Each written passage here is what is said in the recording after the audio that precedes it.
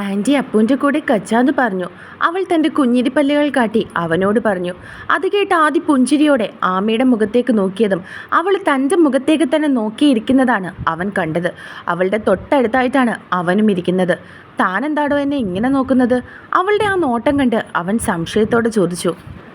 ഞാൻ കുറച്ച് ദിവസം മുൻപ് വരെ കണ്ട സാറല്ലല്ലോ എന്ന് ചിന്തിക്കുകയായിരുന്നു. അവൻ ചോദിക്കുന്നത് കേട്ട് അവൾ യാന്ത്രികമായി മറുപടി പറഞ്ഞു. അവളുടെ മറുപടി കേട്ട് അവന് ചിരിയാണ് വന്നത്. അവൻ ചിരിക്കുന്നത് കണ്ടപ്പോഴാണ് താൻ എന്താണ് പറഞ്ഞതെന്നുള്ള ബോധം അവൾക്ക് തന്നെ ഉണ്ടായത്. മനസ്സിൽ തോന്നിയ കാര്യമാണ്. പെട്ടെന്ന് അവൻ ചോദിച്ചപ്പോൾ അറിയാതെ നാവിൽ നിന്നും വീണുപോയി. അവൾ ചമ്മല് പറ്റിയതുപോലെ ഇരുന്നു. അപ്പോഴേക്കും അവൻ്റെ അമ്മ അടുക്കളയിൽ നിന്നും ജ്യൂസും അവൾക്ക് കഴിക്കാനുള്ള പാത്രത്തിൽ കുറച്ച് സ്നാക്സും കൊണ്ടുവന്നു. ഇതാ കഴിക്കും മോളെ. അവരത് അവൾക്ക് നേരെ നീട്ടി. അവർ സ്നേഹത്തോടെ നൽകുന്നത് നിരസിക്കാൻ അവൾക്ക് കഴിഞ്ഞില്ല. അവൾ ജ്യൂസും അതിൽ നിന്ന് 2 സ്നാക്സും എടുത്തു. അപ്പുവിന് വേണോ? കഴിക്കുന്നതിന് മുൻപ് അവൾ സംശയത്തോടെ തൻ്റെ അരികിലിരിക്കുന്നവളെ നോക്കി ചോദിച്ചു. അത് കേട്ടതും അപ്പു അവൾക്ക് നേരെ കൈ നീട്ടി. അപ്പൂസേ, അത് ആൻറ്റി കഴിച്ചോട്ടെ, മോൾക്ക് കൊച്ചച്ചൻ വേറെ തരാം. അതും പറഞ്ഞ് അവൻ പാത്രത്തിൽ നിന്നും അവൾക്ക് കുറച്ച് എടുത്തു കൊടുത്തു. അപ്പോഴാണ് ഒരു മൊബൈൽ റിങ് ചെയ്യുന്ന സൗണ്ട് കേട്ടത്. ടേബിളിൻ്റെ പുറത്തിരിക്കുന്ന അവൻ്റെ അമ്മയുടെ ഫോണായിരുന്നു അത്. മോനെ, പ്രിയയുടെ അമ്മയാണ്. എടുക്കുന്നതിന് മുൻപേ തന്നെ ഡിസ്പ്ലേയിലേക്ക് നോക്കിയതിന് ശേഷം അവരാദ്യം നോക്കി മറുപടി പറഞ്ഞു. അമ്മ എടുത്ത് സംസാരിക്ക്. ഇവളിവിടെ ഉണ്ട് എന്ന് തന്നെ അങ്ങോട്ട് പറ. അവരെന്താ പറയുന്നതെന്ന് നോക്കാലോ. അവൻ അവരെ നോക്കി പറഞ്ഞു. പക്ഷെ മോളിവിടെ ഉണ്ടെന്നറിഞ്ഞാൽ അവർ സംശയത്തോടെ അവനോട് ചോദിച്ചു. അതൊന്നും സാരമില്ല. എന്തായാലും ഇവിടെ കയറി കളിക്കാൻ അവർ ധൈര്യപ്പെടില്ല. ഇവളിവിടെ ഉണ്ടെന്ന് അറിയുമ്പോൾ എന്തായിരിക്കും അവരുടെ റിയാക്ഷൻ എന്ന് നമുക്കറിയാലോ. അമ്മ അത് സ്പീക്കറിൽ ഇട്ടിട്ട് സംസാരിക്ക്. അവൻ അവരെ നോക്കി പറഞ്ഞതും അവർ തലയാട്ടി. ഞാൻ കാരണം നിങ്ങൾ തമ്മിലുള്ള നല്ലൊരു ബന്ധം വേണ്ടെന്ന് വെക്കണോ സർ? അത് കേട്ടതും അവൾ ദയനീയമായി അവനോട് ചോദിച്ചു. അതിന് ബന്ധം ആരാണ് ആമി വേണ്ടെന്ന് വെക്കുന്നത്? നീ ഇവിടെ ഉണ്ടെന്ന് അവരെ ഒന്ന് അറിയിക്കണം, അത്രേ ഉള്ളൂ. അവൻ അവളെ നോക്കി പറഞ്ഞതും അവൾ പിന്നെ ഒന്നും മിണ്ടിയില്ല. അപ്പോഴേക്കും അവരുടെ ഫോൺ ബെല്ലടിച്ച് നിന്നിരുന്നു. ഞാൻ അങ്ങോട്ടേക്കൊന്ന് വിളിക്കട്ടെ. അതും പറഞ്ഞ് അവർ അങ്ങോട്ടേക്ക് കോൾ ചെയ്തു. 2-3 റിങ് ചെയ്തതിന് ശേഷമാണ് അവർ കോൾ എടുത്തത്. ചേച്ചി എവിടെയായിരുന്നു? ഞാൻ വിളിച്ചിട്ട് എടുത്തില്ലല്ലോ. പ്രിയയുടെ അമ്മ സംശയത്തോടെ അവരോട് ചോദിച്ചു. അത് മോൻ്റെ കൂടെ വർക്ക് ചെയ്യുന്നൊരു കുട്ടി വന്നു. അവൾക്ക് കുടിക്കാൻ ജ്യൂസൊക്കെ എടുക്കുകയായിരുന്നു. നീ വിളിച്ചത് ഞാൻ കേട്ടില്ലടി. ഇപ്പോൾ ഫോൺ എടുത്ത് നോക്കിയപ്പോഴാണ് മിസ് കോൾ കിടക്കുന്നത് കണ്ടത്. അവർ അവരോട് മറുപടി പറഞ്ഞു. ഞാനിപ്പോൾ വിളിച്ച് വെച്ചതേ ഉള്ളൂ. അല്ല, മോൻ്റെ കൂടെ വർക്ക് ചെയ്യുന്നതെന്ന് പറയുമ്പോൾ നമ്മുടെ ആദിയുടെ കാര്യമാണോ പറയുന്നത്? അവർ സംശയത്തോട് ചോദിച്ചു. ആ അതെ, ആദിയുടെ കാര്യം തന്നെയാണ് പറഞ്ഞത്. കൂടെ വർക്ക് ചെയ്യുന്നതെന്ന് ഞാൻ ഉദ്ദേശിച്ചത് നമ്മുടെ കമ്പനി വർക്ക് ചെയ്യുന്ന കുട്ടിയെന്നാണ്. അവർ ആമിയെ ഒന്ന് കണ്ണ് ചിമ്മി കാണിച്ചതിന് ശേഷം അവരോട് പറഞ്ഞു. ഏത് കുട്ടിയാ? അവരുടെ വക അടുത്ത ചോദ്യം. നിനക്കവിടെ വർക്ക് ചെയ്യുന്ന കുട്ടികളെ ഒന്നും അറിയില്ലല്ലോ. പിന്നെന്താ, ഇത് അവൻ്റെ സെക്രട്ടറി ആയിട്ടുള്ള കുട്ടിയാ. ആ കുട്ടിക്ക് 2 ദിവസം മുൻപ് ഒരു ആക്സിഡൻറ്റ് സംഭവിച്ചു. അവർ അവരോട് പറഞ്ഞു. അതിന് നമ്മുടെ വീട്ടിൽ വരുന്നത് എന്തിനാ? അവരുടെ വക വീണ്ടും ചോദ്യം. ആദ്യക്ക് ശരിക്കും അവരുടെ ചോദ്യം കേട്ട് ചൊറിഞ്ഞു കയറി വരുന്നുണ്ടായിരുന്നു. തള്ളയ്ക്ക് ആ പ്രിയയുടെ അതേ സ്വഭാവമാണ്. എല്ലാം അറിയണം. അവൻ പതിയെ ആമിയോട് പറഞ്ഞു. അത് ആ കുട്ടി നാട്ടിൽ നിന്നും വന്നതല്ലേ. ഹോസ്റ്റലിലാണ് താമസിക്കുന്നത്. കൈക്കാണെങ്കിൽ മുറിവുണ്ട്. അപ്പോൾ ഹോസ്റ്റലിൽ നിൽക്കുമ്പോൾ ആ കുട്ടിയെ നോക്കാനൊന്നും ആരും ഇല്ലല്ലോ. അപ്പോഴാണ് വിനയേട്ടനാ പറഞ്ഞത് വീട്ടിലേക്ക് കൂട്ടിക്കൊണ്ടുവരാൻ. ഇവിടെയാകുമ്പോൾ ഞങ്ങളൊക്കെ ഉണ്ടല്ലോ. അവർ പ്രിയയുടെ അമ്മയോട് മറുപടി പറഞ്ഞു. അപ്പോൾ അവിടെ താമസിക്കാൻ വന്നതാണോ? അവർ വീണ്ടും സംശയത്തോട് ചോദിച്ചു. അതെ, ആ മോള് കുറച്ച് ദിവസം ഇവിടെ ഉണ്ടാകും. അവർ അവരുടെ ചോദ്യം ഇഷ്ടപ്പെടാത്തതുപോലെ പറഞ്ഞു. അതിന് ആദ്യം സമ്മതിച്ചോ? അവന് സാധാരണ പെൺപിള്ളേരെ ഒന്നും അങ്ങനെ ഇഷ്ടമല്ലല്ലോ. അവരുടെ വക വീണ്ടും ചോദ്യം. ഇവിടെ കാര്യങ്ങളൊക്കെ തീരുമാനിക്കുന്നത് വിനയേട്ടനാണ്. വിനയേട്ടൻ്റെ വാക്കാണ് അവസാനത്തെ വാക്ക്. പിന്നെ ഈ കാര്യം അത് ആദിയുടെ കൂടെ തീരുമാനമാണ്. നമ്മുടെ ഓഫീസിലേക്ക് വന്ന കുട്ടിയുടെ റെസ്പോൺസിബിലിറ്റി അത് നമുക്കുമുണ്ട്. പ്രത്യേകിച്ച് ആ കുട്ടിക്ക് ആക്സിഡൻറ്റ് സംഭവിച്ചത് ആദിയുടെ കൂടെ മീറ്റിങ്ങിന് പോയപ്പോഴാണ്. അപ്പോൾ ആ കുട്ടിയുടെ കാര്യങ്ങൾ നോക്കേണ്ടത് നമ്മുടെ കൂടെ കടമയാണ്. അവർ അവരോട് മറുപടി പറഞ്ഞു. അല്ലെങ്കിലും വിനയേട്ടൻ എല്ലാവരോടും കുറച്ച് സോഫ്റ്റ് കോർണർ കൂടുതലാണ് അല്ലേ? ചേച്ചി അതിന് കൂട്ടു നിൽക്കുന്നുണ്ടല്ലോ. ഇവിടെ ഞാനായിരുന്നുവെങ്കിൽ ഒരിക്കലും സമ്മതിക്കില്ലായിരുന്നു. ആരാണ് എന്താണെന്നൊന്നും അറിയാത്തതിനെയൊക്കെ പിടിച്ച് വീട്ടിൽ താമസിപ്പിക്കുന്നത് തന്നെ വലിയ ദോഷമാണ്. അവർ ആമി അവിടെ താമസിപ്പിക്കുന്നത് താല്പര്യമില്ലാത്തതുപോലെ പറഞ്ഞു. ഞങ്ങൾക്ക് ഇതുവരെ അങ്ങനെ തോന്നിയിട്ടില്ല. വിനയേട്ടനൊരു തീരുമാനം എടുത്തിട്ടുണ്ടെങ്കിൽ അത് അത്രയും ആലോചിച്ചിട്ടായിരിക്കും. ആ തീരുമാനം അത്ര ശരിയുമായിരിക്കും. അവർ തിരികെ മറുപടി കൊടുത്തു. എന്നാലും വിവാഹം കഴിക്കാത്തൊരു പയ്യനുള്ള വീട്ടിൽ അങ്ങനെ ഒരു പെൺകുട്ടിയെ കൊണ്ടുവന്ന് താമസിപ്പിക്കാൻ കൊള്ളാവോ? അവർ വീണ്ടും ഇട്ടുകൊടുക്കാൻ ശ്രമിച്ചു. നീ എന്താടി ഇങ്ങനെയൊക്കെ പറയുന്നത്? നമ്മൾ അതിന് നാട്ടിലല്ലല്ലോ താമസിക്കുന്നത്. നാട്ടുകാരെ ബോധിപ്പിച്ച് ജീവിക്കാൻ ഇവിടെ അങ്ങനെയൊക്കെ ഉണ്ടോ? ഞങ്ങൾ ചിന്തിക്കാത്ത കാര്യങ്ങളാണ് നീ ഇപ്പം പറയുന്നത്. അവർ രണ്ടുപേരും പ്രായപൂർത്തികളായ കുട്ടികളാണ്, അല്ലാതെ കൊച്ചു കുട്ടികളൊന്നുമല്ല. അവർക്കറിയാം പരസ്പരം എങ്ങനെയാണ് ബിഹേവ് ചെയ്യേണ്ടതെന്ന്. അവർ അതിനും തിരികെ മറുപടി കൊടുത്തതും പ്രിയയുടെ അമ്മ ഒന്നും മിണ്ടിയില്ല. ശരിടി, ഞാൻ പിന്നെ അങ്ങോട്ട് വിളിക്കാം, എനിക്ക് കുറച്ച് ജോലിയുണ്ട്. അതും പറഞ്ഞ് അവരുടെ മറുപടിക്ക് കാത്തു നിൽക്കാതെ അവൻ്റെ അമ്മ ഫോൺ വെച്ചു. അമ്മ കേട്ടോ അവർ പറയുന്നത്? ആമിയാണെന്ന് അവർക്ക് നല്ലതുപോലെ മനസ്സിലായി. അമ്മയെ എരികേറ്റുകയായിരുന്നു അവർ. ഇങ്ങനെയൊക്കെ പറഞ്ഞ അമ്മ ചിലപ്പോൾ ഇതിനെ എതിരെ നിൽക്കുമെന്ന് അവർക്കറിയാം. ഫോൺ വെച്ചതിന് ശേഷം ആദി അവരോട് പറഞ്ഞു, അതുകൊണ്ടല്ലേ ഞാൻ അങ്ങനെ മറുപടി കൊടുത്തത്. അവൾക്ക് പിന്നെ ഒന്നും സംസാരിക്കേണ്ടായിരുന്നു. നിനക്ക് ഓർമ്മയുണ്ടോ ആദി, പണ്ട് പ്രിയ കോളേജിൽ പഠിക്കുന്ന സമയത്ത് ആൺപിള്ളേരുടെ കൂടെയായിരുന്നു കറക്കവും മറ്റും. 1-2 തവണ ഞാൻ അവളോട് പറഞ്ഞു, അവൾ പെൺകുട്ടിയാണ്, അങ്ങനെ അങ്ങ് സ്വാതന്ത്ര്യം കൊടുക്കരുതെന്ന്.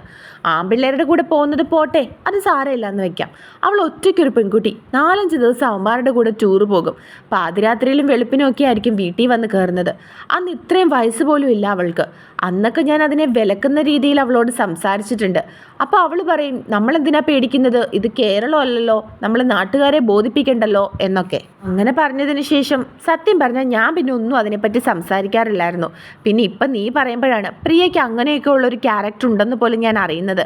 ആൺകുട്ടികളുടെ കൂടെ അവൾ പോകുമെന്ന് എനിക്കറിയായിരുന്നു, എങ്കിലും ഒരിക്കൽ പോലും ഞാൻ ചിന്തിച്ചിട്ടില്ല അങ്ങനെയൊക്കെ എന്ന്. ഞാൻ അവളെ എൻ്റെ സ്വന്തം മോളെപ്പോലെ മാത്രമേ കരുതിയിട്ടുള്ളൂ. അവർ അവനെ നോക്കിക്കൊണ്ട് പറഞ്ഞു. ഇതിപ്പം ഞാൻ പറഞ്ഞതൊന്നും അവൾക്കൊട്ടും ഇഷ്ടപ്പെട്ടിട്ടുണ്ടാവില്ല. അവളെ കുത്തി പറഞ്ഞതാണെന്ന് തന്നെ തോന്നിക്കാണും. അവർ പുഞ്ചിരിച്ചുകൊണ്ട് അവൻ്റെ മുഖത്തേക്ക് നോക്കി പറഞ്ഞതും അവനും ഒന്ന് ചിരിച്ചു. എന്നാൽ ആമിക്ക് അതൊക്കെ കണ്ട് വിഷമമാണ് വന്നത്. താൻ കാരണം എല്ലാവർക്കും ഓരോ പ്രശ്നം ഉണ്ടാവുകയാണല്ലോ എന്ന് അവൾക്ക് തോന്നി. മോൾ എന്തിനാ അതിനെ വിഷമിക്കുന്നത്? ഞങ്ങൾ അവരുടെ ചിലവിലല്ല ഇവിടെ കഴിയുന്നത്. നീ ഇവിടെ നിൽക്കുന്നത് ഞങ്ങൾക്ക് സന്തോഷം മാത്രമേ ഉള്ളൂ. അവൻ്റെ അമ്മ അവളോട് പറഞ്ഞതും അവളൊന്ന് പുഞ്ചിരിച്ചു. കേട്ടോ ഏട്ടാ അവർ പറഞ്ഞത്? ആ ആമി അവിടെ ഉണ്ടത്രേ. ഫോൺ വെച്ചതിന് ശേഷം പ്രിയയുടെ അമ്മ അയാളെ നോക്കി പറഞ്ഞു. ഞാനെല്ലാം കേട്ടു. നീ തൽക്കാലം ഇത് പ്രിയയോട് ഇപ്പം പറയാൻ നിൽക്കണ്ട, അവൾക്കിത് സഹിക്കാൻ കഴിയില്ല. അയാൾ അവരോട് പറഞ്ഞതും അവർ തലയാട്ടി. അല്ല ഏട്ടാ, ആ പെണ്ണിനെ ഷൂട്ട് ചെയ്ത് നമ്മുടെ ആൾക്കാരാണെന്ന് പോലീസുകാർ കണ്ടുപിടിക്കുമോ? അങ്ങനെയുണ്ടായാൽ നമുക്ക് ജാമ്യം പോലും കിട്ടുമെന്ന് തോന്നുന്നില്ല. ചേച്ചി പറഞ്ഞത് ഏട്ടൻ കേട്ടോ, ആക്സിഡൻ്റ് ആണെന്നാണ് എന്നോട് പറഞ്ഞിരിക്കുന്നത്. അതിനർത്ഥം നമ്മളെ അവർക്ക് സംശയമില്ല എന്നല്ലേ? പുറത്തെ എല്ലാവരോടും ആക്സിഡൻ്റ് ആണെന്നാണ് പറഞ്ഞിരിക്കുന്നതെന്ന് തോന്നുന്നു. ഇതിന് പുറകെ നമ്മളാണെന്ന് അവർ കണ്ടെത്തിക്കഴിഞ്ഞാൽ അവർ ചെറിയ ഒരു പേടിയോടെ അയാളോട് പറഞ്ഞു. നീ ഇങ്ങനെ പേടിക്കാതെ, അവന്മാർ നമ്മളെ ഒറ്റാതിരിക്കാൻ വേണ്ടിയിട്ടല്ലേ ഞാൻ പണം എണ്ണിക്കൊടുത്തത്. അവന്മാരെ പോലും ഇതുവരെ കണ്ടെത്താൻ അവർക്ക് സാധിച്ചിട്ടില്ല. പിന്നെയല്ലേ നമ്മുടെ കാര്യം. അയാൾ ചിരിച്ചുകൊണ്ട് പറഞ്ഞു. അപ്പോൾ ഇനി എന്താ ഏട്ടാ നമ്മുടെ പ്ലാൻ? നമുക്കൊന്നും കൂടി ആദ്യമേ പ്രിയയ്ക്ക് വേണ്ടി ചോദിച്ചു നോക്കിയാലോ? അവരെന്താ പറയുന്നതെന്ന് നോക്കാലോ? അവർ സംശയത്തോടെ അയാളോട് ചോദിച്ചു. അന്ന് അവൻ ഇവിടെ വന്ന് പ്രശ്നമുണ്ടാക്കിയത് നീയും കണ്ടതല്ലേ? അന്ന് ഞാൻ അവനോട് പറഞ്ഞതല്ലേ പ്രിയയ്ക്ക് അവനോട് താല്പര്യമുള്ള കാര്യം? അന്ന് അവൻ പറഞ്ഞ മറുപടിയും നമ്മൾ കേട്ട സ്ഥിതിക്ക് ഇനി അങ്ങനെ ഒരു ആലോചന അങ്ങോട്ടേക്ക് വയ്ക്കേണ്ട കാര്യമുണ്ടോ? അയാൾ സംശയത്തോടെ അവരോട് ചോദിച്ചു. പിന്നെ ഇനി എന്താ ഏട്ടൻ്റെ പ്ലാൻ? പ്രിയയാണെങ്കിൽ ആ വിവാഹം നടക്കാതെ മറ്റൊരു വിവാഹത്തിന് സമ്മതിക്കില്ലെന്നാണ് പറയുന്നത്. അവൾ വിഷമത്തോടെ അയാളെ നോക്കി പറഞ്ഞു. നമുക്ക് നോക്കാം, വരട്ടെ. അയാൾ അവരെ നോക്കി മറുപടി പറഞ്ഞു. നമുക്ക് അങ്ങോട്ടേക്കൊന്ന് പോയാലോ? ഞാൻ ആ പെണ്ണിനെ ഇതുവരെ കണ്ടിട്ടില്ല. മറ്റെന്തെങ്കിലും കാരണം പറഞ്ഞു പോകാം, അയാൾ അവരോട് ചോദിച്ചു. പക്ഷേ അങ്ങനെ പോയാൽ പ്രിയയെ അതറിയില്ലേ? അവൾ അറിയേണ്ടെന്ന് ഏട്ടൻ തന്നെയല്ലേ ഇപ്പോൾ പറഞ്ഞത്? അത് ശരിയാണ്. തൽക്കാലം ആ പെൺകുട്ടി അവിടെയുള്ള കാര്യം നമുക്കറിയാമെന്ന് അവൾ അറിയണ്ട. അത് മറ്റൊന്നും കൊണ്ടല്ല, ആ പെണ്ണും കൂടി അവിടെ ഉണ്ടെന്നറിഞ്ഞാൽ പ്രിയമോൾക്ക് പിന്നെ സ്വസ്ഥത ഉണ്ടാകില്ല. അടുത്തൊരു പ്ലാൻ ആലോചിക്കുന്നത് വരെ മാത്രം അവളോട് ഒന്നും പറയണ്ട. അയാൾ പറഞ്ഞതും അവർക്കും അത് ശരിയാണെന്ന് തോന്നി. എന്ത് ചെയ്തിട്ടാണെങ്കിലും നമ്മുടെ മോൾ ആഗ്രഹിച്ചതുപോലെ അവൻ്റെ ഭാര്യയായി അവൾ തന്നെ അവിടെ കയറി ചെല്ലണം. അവളുടെ മമ്മി പറഞ്ഞതും അയാൾ എന്തോ ആലോചിച്ചതുപോലെ തലയാട്ടി. അതല്ല ഇത്. അപ്പു അവളെ നോക്കി പറഞ്ഞു. ഓ സോറി. അതും പറഞ്ഞ് അവൾ തൻ്റെ കയ്യിലുണ്ടായിരുന്ന റെഡ് കളർ റിബൺ അവളുടെ കൈകളിലേക്ക് വെച്ചു കൊടുത്തു. ആമിക്ക് കൊടുത്ത മുറിയിലിരുന്ന് കളിക്കുകയാണ് ആമിയും അപ്പുവും കൂടി. കുറച്ച് നിമിഷങ്ങൾ കൊണ്ട് തന്നെ അപ്പുവും അവളുമായിട്ട് കൂട്ടായി. ആമി അപ്പുവിനെ തന്നെ നോക്കി. ഇച്ച, ഞാനൊരു കാര്യം പറയട്ടെ? അവൾ അവൻ്റെ മുഖത്തേക്ക് നോക്കി ചോദിച്ചതും അവൻ സംശയത്തോടെ അവളെ നോക്കി. അത് എനിക്ക് 2-3 ദിവസമായിട്ടൊരാഗ്രഹം. അവൾ പറഞ്ഞതും അവൻ നെറ്റിച്ചൊളിച്ചു.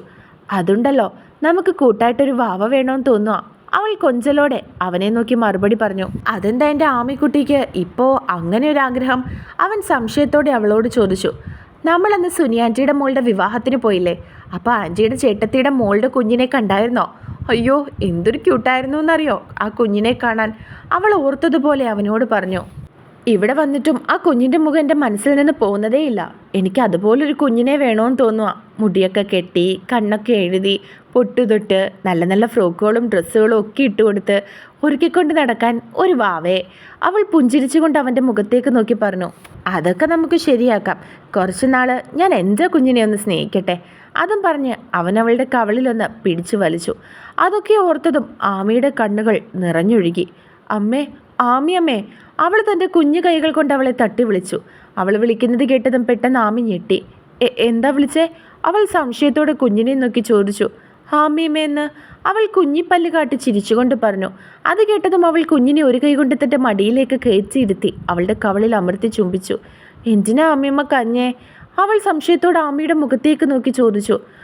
ഞാൻ ഒന്നുമില്ല, അത് ചുമ്മാ ഒരു പൊടി പോയതാ. അവൾ അപ്പുവിനെ നോക്കി മറുപടി പറഞ്ഞു. എന്നോട് കള്ളം പറയണ്ട, ആമിയമ്മ കഞ്ഞതാ, എനിക്കറിയാം. അവൾ ആമിയുടെ മുഖത്തേക്ക് നോക്കി പറഞ്ഞു. അല്ലപ്പൂ, സത്യമായിട്ട് ഞാൻ കരഞ്ഞതല്ല. അവൾ വീണ്ടും അപ്പുവിൻ്റെ മുഖത്തേക്ക് നോക്കി. ഇല്ല, ഞാൻ കൊച്ചച്ഛനോട് പറയും. അതും പറഞ്ഞ് ആമി ചിന്തിക്കുന്നതിന് മുൻപേ ആമിയുടെ മടിയിൽ നിന്നും അവൾ ചാടി ഇറങ്ങി. ആ മുറിയിൽ നിന്നും ഓടി. ആമി തലയിൽ കൈവച്ചു. ഞാൻ ദേ ഇവിടെയുണ്ട് ചേട്ടാ. അവൾ ഹോസ്റ്റലിൻ്റെ മുന്നിൽ നിന്ന് അവനെ കൈയെടുത്ത് കാണിച്ചുകൊണ്ട് പറഞ്ഞു. അയാൻ സാർ നിന്നെ വിളിച്ചോ? അവനെ കണ്ട് സാന്ദ്ര സംശയത്തോട് ചോദിച്ചു. ആ, 10 മിനിറ്റിനുള്ളിൽ കാർ വരുമെന്ന് പറഞ്ഞു. നീ ഓഫീസിൽ നിന്ന് വന്നിട്ട് എന്തെങ്കിലും കഴിച്ചായിരുന്നോ? അവൻ സംശയത്തോടെ അവളോട് ചോദിച്ചു. ഇല്ല, സാധാരണ വൈകിട്ട് ഒരു ചായയെങ്കിലും കുടിക്കുന്നതായിരുന്നു. ഇന്ന് അതിനൊന്നും സമയം കിട്ടിയില്ല. അവൾ തിരികെ അവനെ നോക്കി മറുപടി പറഞ്ഞു. ആമി പറഞ്ഞ സാധനങ്ങളൊക്കെ എടുത്തില്ലേ? അവൻ സംശയത്തോടെ അവളോട് ചോദിച്ചു. എടുത്തിട്ടുണ്ട്. അവൾ അവനെ നോക്കി പറഞ്ഞു. ഞാനൊരു കാര്യം ചോദിച്ചാൽ ചേട്ടനോട് ദേഷ്യമാകുമോ? അവൾ സംശയത്തോടെ അവനോട് ചോദിച്ചതും അവൻ നെറ്റിച്ചുളിച്ചു. അത് പിന്നെ, ചേട്ടൻ സ്നേഹിച്ചിരുന്നൊരു പെൺകുട്ടിയില്ലേ, ഋതു. ആമി ചേച്ചി അങ്ങനെയായിരുന്നുവെന്ന് തോന്നുന്നു പേര് പറഞ്ഞത്. ആ ചേച്ചി പിന്നെ വിളിക്കുകയോ മറ്റോ ചെയ്തോ? അവൾ സംശയത്തോടെ അവൻ്റെ മുഖത്തേക്ക് നോക്കി. എന്താ ഇപ്പോൾ ഇങ്ങനെ ചോദിക്കാൻ? അവൻ്റെ വക തിരികെയുള്ള ചോദ്യം. അല്ല, ഞാനിങ്ങനെ ആലോചിക്കുകയായിരുന്നു. ചേട്ടൻ ഇത്രയും ആ ചേച്ചിയെ സ്നേഹിച്ചിട്ടും ചേച്ചിക്ക് ചേട്ടനെ മനസ്സിലായില്ലല്ലോ എന്ന്. ചേട്ടനെ പോലെ ഒരാളെ വേണ്ടെന്ന് വെക്കാൻ ആ ചേച്ചിക്ക് എങ്ങനെയാണ് തോന്നുന്നത്? അവൾ ചോദിച്ചതും അവൻ മറുപടി ഒന്നും പറയാതെ ഒന്ന് പുഞ്ചിരിച്ചു. ഋതുവിൻ്റെ കാര്യത്തിൽ അവന് നല്ല വിഷമമുണ്ടെന്ന് അവൾക്കും തോന്നി. സാന്ദ്രയുടെ വീട്ടിൽ ആരൊക്കെയുണ്ട്? അതിനൊന്നും മറുപടി പറയാതെ വിഷയം മാറ്റാനെന്നുള്ള രീതിയിൽ അവൻ സംശയത്തോടെ അവളോട് ചോദിച്ചു. എനിക്ക് മമ്മി മാത്രമേ ഉള്ളൂ. ഞാൻ ഒറ്റ മകളാണ്. പപ്പ പണ്ടേ ഞങ്ങളെ വിട്ടുപോയതാ. അവൾ അവൻ്റെ മുഖത്തേക്ക് നോക്കി പറഞ്ഞു. അപ്പോൾ നീ ഇങ്ങോട്ട് വന്നപ്പോൾ മമ്മിക്ക് അവിടെ ആരെയാ കൂട്ട്? അവൻ സംശയത്തോടെ ചോദിച്ചു. ജാക്കി. അവൾ ചിരിച്ചുകൊണ്ട് മറുപടി നൽകി.